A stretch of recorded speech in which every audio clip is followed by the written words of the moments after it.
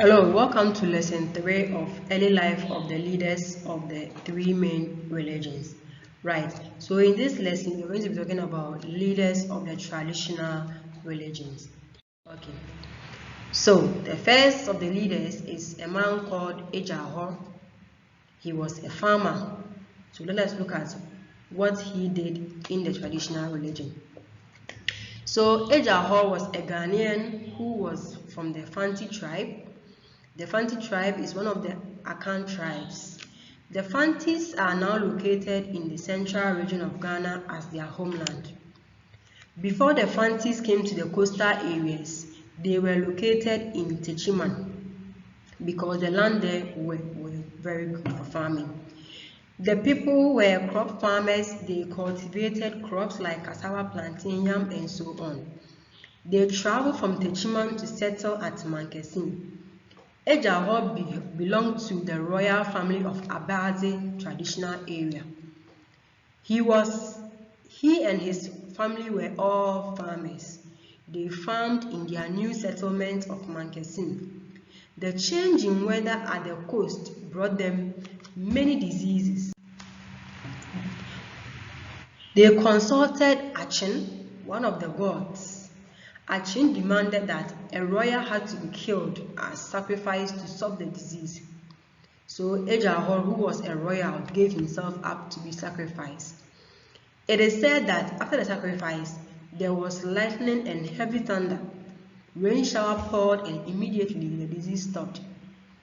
All those who had fallen sick were made well instantly. The people remembered the sacrifice of Ejahor with a festival each year called the Ahoba Festival. So, what have we learned from the life of Ejahor? We have learned that he is hardworking. He was a hardworking farmer and he was able to produce crops for his family. Now let us look at the life of Okonfo Anoche, an African traditional religious leader. So Okonfo Anoche was also greatest of all traditional priests to have come from Ghana. His real name was Kwame Ejefrimpong and was a native of Ekriapem Ewukugwa in the eastern region. The name Anoche in Ekriapem means look or see. It was given to him by his grandfather. Okonfo means fetish priest. His father's name was Ejano and his mother was Mame Nkube. Okonfo Anoche lived around the year 1640. Because education was not common in his time, most of the things he did were not written down in any book because schools were not common in the time of Okonfo Anoche. He was very intelligent person. He was an intelligent person. Let us look at his possessions. It united the people of Ashanti. He planted a sucker and it grew in 5 seconds. And he harvested it. Okonfo Anoche again climbed tall and mighty trees like the Onyina with native sandals on. He also planted copper sword at Bantama, where he had the Okonfo Anoche Teaching Hospital.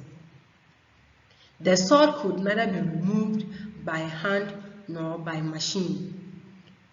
What about his training? According to some people, Okonfo Anoche was from Aguna in Ashanti region. At that time, there were a lot of shrines at Ekriapem area. So Okonfo Anoche was sent to learn how to practice as a fetish priest in the Ewukugwa when he was a child. He pushed a knife into the ground and no one could take it out. Moral lessons of the youthful lives of religious leaders.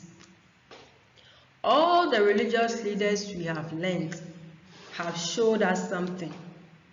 We should be able to learn something from all of them, their lives that we have discussed so far. So these are some of the things that we should have learned from the lives of the leaders we discussed. We should be able to learn humility because Jesus Christ showed humility. Okonfo Anoche also showed humility. We should learn tolerance. Muhammad showed tolerance. We have to be just because Jesus Christ was just and faithful. We should persevere because Jesus showed perseverance. He did that when he was tempted by the devil 3 times, but in all these 3 times, he never failed any of the tests. We should be honest because all the 3 leaders showed honesty. We should be able to learn sacrifice, how Jesus was able to sacrifice his life for mankind, as well as Ejahor sacrificing his life for his tribe. We should be courageous because the religious leaders were courageous. For example, Ejahor, when he opted to give himself up for sacrifice for the lives of his tribe. Alright, so we have come to the end of the lesson on the life of religious leaders in the 3 main religions. I hope that you have learned something from all the 3 lessons and that you will put some of these things into practice. Thank you for staying with us. See you some other time. Bye.